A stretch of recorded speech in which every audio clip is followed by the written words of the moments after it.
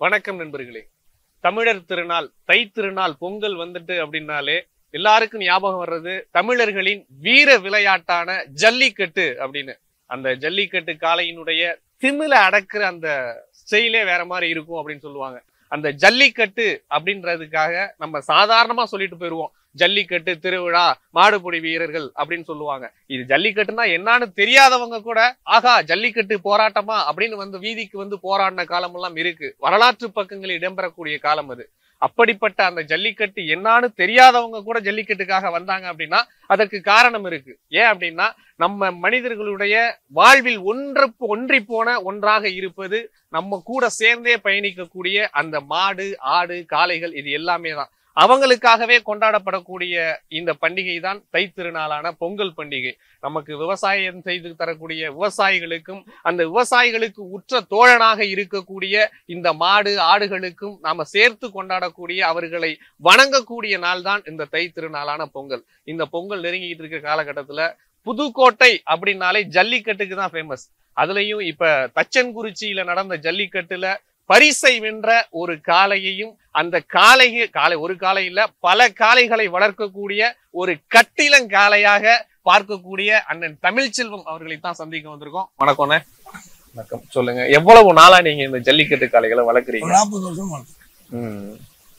இப்போ இந்த ஜல்லிக்கட்டு காளைகளை வளர்க்கறதுக்கான ஆர்வம் உங்களுக்கு எந்த வயசுல வந்தது? அது எனக்கு ஒரு 10 வயசுல வந்துருச்சு. எப்படின்னா நடுத்துறை இருக்கார்ல இளையராஜா, சத்தமா?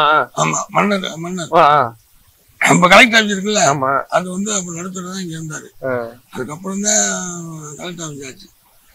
அங்க வந்து அவங்க எல்லா அனிமல்ஸும் வளர்ப்பாங்க, பறவையில இருந்து எல்லாம் வளர்ப்பாங்க. அப்ப நான் வீடு இங்க தெற்கு நாள்ல எங்க வீடு. அப்ப நான் என்ன பண்றது, அந்த அங்க உள்ள புளியம்பலம் பூரா நாங்க தான் குத்தி எடுக்கிறது. கூட்ட மாவட்டம் எல்லாமே நாங்க தான் எடுக்கிறது. குறிப்பா அதே நாங்க தான் எப்போ எடுக்கிறது. அந்த புளியம்பலம் அடிக்க எங்க அம்மாவுடைய அம்மா எல்லாம் இங்க இருப்பாங்க. அதுக்கு நான் சின்ன பிள்ளைல ஸ்கூல் முடிஞ்சோன்னா போயிடுவேன். இங்க நல்லா இருக்கு. அங்க போனோம்னா அவங்க அந்த டென்னிஸ் விளையாடுவாங்க, அடுத்துறையா போயிருப்போம். அப்ப என்ன கைக்கு அந்த இதை பால் எடுத்து போறாங்கப்பா, டென்னிஸ் அடிக்கலாம்னு போயிட்டு அதை எடுத்து நம்ம எனக்கு மட்டும் ஃப்ரீயா இங்க எதை வேணாலும் போய் பார்த்துக்கலாம். வேலையாட்கள் சொல்லிட்டாரு, கை குத்தி அம்மனா விட்டுருங்கடா, அவனை இன்னும் நான் இடம் கொடுத்தாரு. அந்த பழக்கம் தான் எனக்கு இவ்வளவு தூரம் கொண்டாந்து பேரழிவை ஏற்படுத்தியது. பேரழிவை ஏற்படுத்தி. சரி, இப்போ நீங்க எத்தனை காளைகள் மொத்தம் வச்சிருக்கிறீங்க? 40 காளை. 40 காளைகளை, ஏன்னா அவங்கவுங்க வீட்டுல ஒரு மாடு 2 மாடு வச்சு பாக்குறதே ரொம்ப கஷ்டமா இருக்கு. அதுவும் 40 ஜல்லிக்கட்டு காளைகள் வளர்க்குறீங்க, நிறைய ஆடு மாடு எல்லாம் வளர்க்குறீங்க. இதை எப்படி மெயின்டைன் பண்றீங்க? இதுக்குன்னு ஆட்கள் போட்டிருக்கீங்களா? இதுக்கு மேயறதுக்கு அல்லது தீவனம் அதெல்லாம் என்ன பண்றீங்க? தீவனம் வாங்கிட்டு பணம் கொடுத்ததான் வாங்கி போடணும். மேய்ச்சலுக்கும் இங்கே இருக்கு, பாக்கி வந்து பணம் கொடுத்தா வாங்கணும். அது திருச்சியில வாங்குவோம், பாக்கி இங்கே லோக்கல் மில்லில் வாங்குவோம். கருக்கத்தவெல்லாம் இங்கே வாங்கிடுவான். பாக்கி பருப்பு வகையெல்லாம் நிறையா போடுறேன். ஒரு 5-6 வகை பருப்பு போடுறேன். அது எல்லாம் திருச்சியில் வாங்குறேன். அது வந்து குருநாயமே இருக்கும், பூமியா இருக்காது, குருநாயமே இருக்கும். அது போட்டதான் மாடுலாம் அப்படி இருக்கும். இல்லாட்டி மாடு மெலிஞ்சிடும். அதுக்காக அங்கேதான் அங்கேருந்து வாங்கி என்ன போடுறது. எல்லாம் ஆரோக்கியமா நம்ம சாப்பாடு கொடுத்தா போட மாட்டேன். இப்ப நீங்க அதை பிடிப்பீங்களா? இல்ல நாம தொட்டு பாக்குறது இடம் ஐயா நீங்க தொட முடியாது. எந்த மணிக்கு நான் சொல்றதையும் நீங்க தொட முடியாது. எந்த மணிக்கு தொட முடியாதா? இதையுமா? அதெல்லாம் தொடலாமான்னு கேட்கிறான். சோளம் குருணை, கொண்டைக்கடலை குருணை, பருத்தி கொட்டை, கருக்கத்தோடு எல்லாத்தையும் வச்சு மிக்ஸ் பண்ணிடுறது. ஆமா, ஒரு நாளைக்கு எத்தனை தடவை வைக்கிறது? 2 தடவை. 2 தடவை. இந்த காலை தான் போன வருஷம் மதுரை அலங்காநல்லூர் ஜல்லிக்கட்டுல அண்ணன் தமிழ்ச்செல்வன் அவர்களுக்கு கார் வாங்கி கொடுத்த காலை அதானே? போன வந்து அங்க அலங்காநல்லூர் வெளியில போய் ரொம்ப காலை நிக்குது. அதெல்லாம் அப்படி நிக்க. இப்ப நீங்க வளர்க்கறது வந்து ஜல்லிக்கட்டு காளைகள் மட்டும்தான் வளர்க்குறீங்களா, பசுமாடும் வளர்க்குறீங்களா? ஜல்லிக்கட்டு மாடு மட்டும். முன்னாடி பசுமாடுலாம் வச்சிருந்தேன், இதுகளுக்கு அதிகமானதுனால அதை குறைச்சிக்கிட்டேன். இந்த ஒரு பசுமாடு கூட அலங்காநல்லூர்ல கொடுத்தாங்க, அவங்க கொடுத்தது. அலங்காநல்லூர்ல கொடுத்தது? ஆமா, அந்த பெரிய காலம் இருக்குல்ல, அது முதல் 32வது போட்டுருக்கு. போன வருஷம் நாட்டு மாடு எல்லாமே. நாட்டு மாடு எல்லாமே உங்ககிட்ட வாங்க வர்றாங்கன்னு வைங்க, ஜல்லிக்கட்டு காலையில வாங்க வர்றாங்களா? கொடுக்க மாட்டேன், விக்கிறது இல்ல. எதனால? அது விக்கிறது இல்லை, அது வியாபாரம் பண்ணலைங்க. அது ஒரு போதை தானே, ராஜ போதை. அது இது யாரும் ராஜ போதை. ஆமா ஆமா, அது கவனிக்க யாரும் முடியாது. அது வந்து எனக்கு மாடு பிடிக்கலன்னா விட்டுருவேன், சந்தைக்கு தான் வைப்பேன், வளர்ப்புக்கெல்லாம் கொடுக்க மாட்டேன். அவங்க போய் நான் எல்லாம் கொடுத்து அவங்க வீட்டு இல்லாமல் அவங்க வேதனைப்படக்கூடாது, அதுக்காக முன்னாடி கொடுக்கணும் இல்லை. நல்ல மாடை கொடுக்க மாட்டேன். அப்படி கொடுக்குறேன்னா யாரும் அமைச்சர் விஜயபாஸ்கர் கேட்டாரு, அவங்களுடைய சொந்தக்காரர் அதுக்காக கொடுத்தேன். வேற ஆள் யாரும் வாங்க முடியாது. ஓபிஎஸ்ஏ கேட்டார் கொடுக்கல, அவருக்கு கொடுத்தேன்னா அவர் சொந்தக்காரர் அதுக்காக கொடுத்தேன். இதான் காரணம். வேற யாருக்கும் மாடு நல்ல மாடு கொடுக்க மாட்டேன். மாடு எனக்கு பிடிக்கலன்னா சந்தைக்கு கொடுத்துருவேன். நீங்க சொல்றதுல ஒரு விஷயம் ரொம்ப பிடிச்சிருக்கு, என்னன்னா நல்ல மாடுன்னா கொடுக்க மாட்டேன், சரியில்லாத மாடா இருந்தா சந்தைக்கு தான் கொடுப்பேன் தவிர அடுத்தவங்கள்ட்ட கொடுத்து அவங்களை கஷ்டப்படுத்த மாட்டேன் அப்படின்னு சொன்னாங்க. அந்த எண்ணம் வந்து இந்த மாதிரி சாதாரண நம்ம விவசாய மக்களுக்கு மட்டும்தான் அது வரும். அதனாலதான் ஆண்டவன் எல்லாம் நம்மளுக்கு செஞ்சுக்கிட்டு இருக்கு. கண்டிப்பா. சரிங்க. இப்போ நீங்க மாடு இல்லாம ஆடு பறவைகள்லாம் வளர்க்குறீங்க, இது எல்லாத்தையும் பராமரிக்கிறது நீங்க மட்டும் பராமரிக்கிறீங்களா இல்ல வேற யாரும் வேலைக்கு ஆள் வச்சிருக்கீங்களா? வேலைக்கு ஆள் இருக்காங்க. அது இல்லாம அவன் பையங்க புதுக்கோட்டையில இருந்து எல்லா பையங்களும் வருவாங்க. அவன் தெரிஞ்சு ஒண்ணு பார்த்து கொண்டு போயிட்டே இருப்பான். 2 ஆள் பர்மனண்டா இருக்கு. புதுக்கோட்டையில இருந்து வராங்கன்னா யாரு வருவாங்க? சின்ன பையங்க தான். இதுல ஆர்வம் உள்ள பசங்க, ஆர்வம் மாடு அடிக்கிறதுக்கு அவங்க ஏன்னா போறாங்க. சும்மால போய் எங்க ஒரு இடத்துல நிற்பேன். ஓ, உங்க மாட்டை விட்டு அவங்க கொண்டு போவாங்க? நான் போய் மாடு கிட்ட போக மாட்டேன், எங்கேயாச்சும் போய் ஓரமா ஒரு இடத்துல நிற்பேன், அவ்வளவுதான் நம்ம வேலை. உங்க பேர்ல அங்க மாடு இறங்கும்ல? மாடு அடைப்பா. நான் சொல்றது என் பேர்ல அடைக்காங்கப்பா, நீங்க வந்து உங்க பேர்ல அடங்கிடும் அப்படின்னு. நீங்க பூ மாடு போகணும் அவங்க கச்சிடுவாங்க எல்லாரும். வாடி வாசலுக்கு போகுதுனால யாரு மாடு அப்படின்னு தெரிஞ்சுக்கிட்டாங்க. ஒரு வாடி அடிச்சா அந்த மாடு முழுமையா அவங்க மனதில் பதிஞ்சிருக்கு, இது தமிழன் நம்ம மாடு, உள்ள உடனே கட்டிடுவாங்க. தமிழன் புடிப்படாத மாடு நல்ல. அதுக்காக நம்ம மாடு அடைக்கிறதுக்கு எதிர்பார்த்து நிறைய பேர் இருப்பாங்க. பரவாயில்ல, அந்த அளவுக்கு ஆர்வம் உள்ளவங்க தான் வந்து அவங்களா வேலை பார்த்து கொடுத்துட்டு அவங்களா போயிடுறாங்க. எல்லா பையனும் பரவாயில்ல, இது ஒரு காலையில சார்ந்த எல்லா பையனும் வருவாங்க. பர்மனண்டா 2 பையன் பாத்துக்கிட்டு. இப்போ அதுக்கு ஒரு மாடு, இந்த மாடு எல்லாத்தையும் பராமரிக்கிறது உங்களுக்கு ஒரு மாசத்துக்கு எவ்வளவு செலவாகுது அப்படின்னு ஒரு குத்து மதிப்பா இருக்கும்? மாட்டுக்கு வந்து 4 லட்சம் ரூபா ஆகும். குடும்ப செலவு 5 லட்சம் ரூபாய் ஆகும். 2 லட்சம் ரூபாய் மாசத்துக்கு. ஆமாங்க. ஜல்லிக்கட்டு போனா இப்போ 40 ரூபா ஆகும். இதுக்கெல்லாம் என்ன பண்றீங்க? அதுதான் எனக்கு ஒரு நல்ல நேரம். எங்க தாத்தா எங்க அப்பா எல்லாம் சம்பாதிச்சு வச்சு போனா சொத்துக்கள் நிறைய, இடம் தரமா நிறைய வாங்கி போட்டேன். எல்லாம் காலி பண்ணிட்டேன். ஆமா, இன்னும் கொஞ்சோண்டு இதெல்லாம் காலி பண்ணிட்டு சர்வசாதாரண கொஞ்சோண்டு காலியாகி நானும் காலி ஆகிடுவேன். இல்ல வீட்டுல இருக்க எப்படி ஆதரவு எதிர்ப்பெல்லாம் எதிர்ப்புட்டேன். நான் வந்து முழுக்க நினைஞ்சிட்டேன்.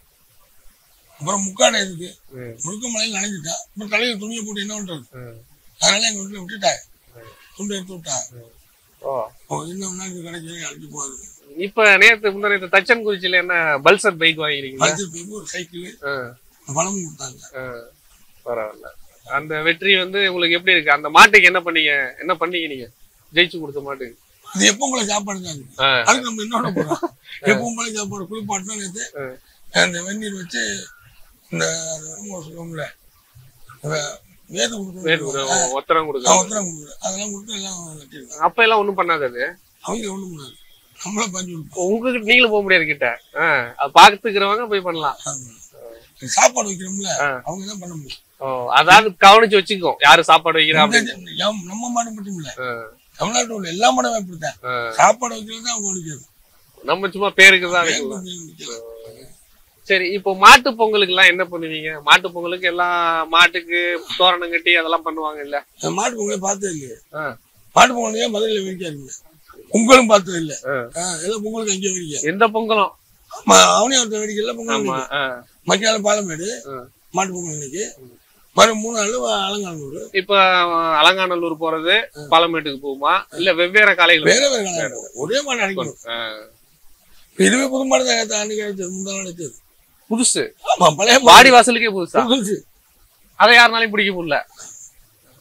இதுக்கு பயிற்சி எல்லாம் எதுவும் கொடுப்பீங்களா இல்ல அதுவா உருவாகிக்கிறதா? பயிற்சி அந்த மாட்டுடைய குணம் என்னவோ அதான் நடக்குங்க.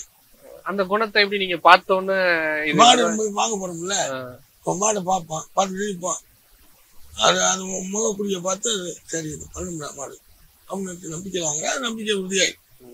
இந்த பல்லு பார்த்து வாங்குறது அதெல்லாம் பல்லெல்லாம் பார்த்தோம், பல்லெல்லாம் பார்த்தோம். நம்ம வயசான மாட்டோம் பல்லு.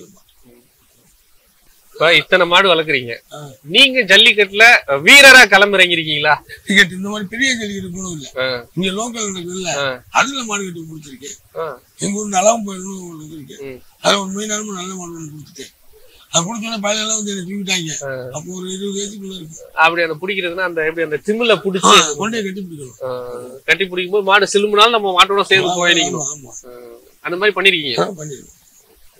அதுக்கப்புறம் மாடு வச்சுக்கிட்டு மாடுக்கிட்டலாம் போகக்கூடாது விட்டுட்டேன். இப்போ நான் முந்தாள் விஜய் பார்த்து மாடு அடிச்சாங்க, அவன் வாடிக்குள்ள போயிட்டேன். புளிய கலரோட நின்று அது போன கூட அப்படின்னா வெளியில வந்தேன். மாடு வளர்க்குறீங்க, வாடி வாசலுக்கு கொண்டு போறீங்க. ஏற்கனவே வாடிக்கு போன மாட்டை வாங்கிட்டு போய் அந்த மாதிரி வாடி வாசலுக்கு இறக்கிறீங்களா, இல்ல புதுசாதான் ரெடி பண்ணி தயார் பண்ணி கொண்டு போயிருக்கீங்க? ஒரு 3 மாடு அந்த மாதிரி பண்ணிருக்கேன். பாக்கியெல்லாம் நான் வாங்கிட்டேன். அடைக்காத மாடு தான் வாங்கி அடைச்சிருக்கேன். அடைக்காத மாடு ஒரு 3 மாடு மட்டும் வாங்கி அடைச்சிருக்கேன். அடைக்காத மாடு எப்படி வாங்குவீங்க, எப்படி எவ்வளவு நாள் கழிச்சு அதை வாடிக்கு கொண்டு போவீங்க? வெளியில வாங்குவோம், கிராமத்திலேயே வாங்குவோம், கடையிலேயே வாங்குவோம்.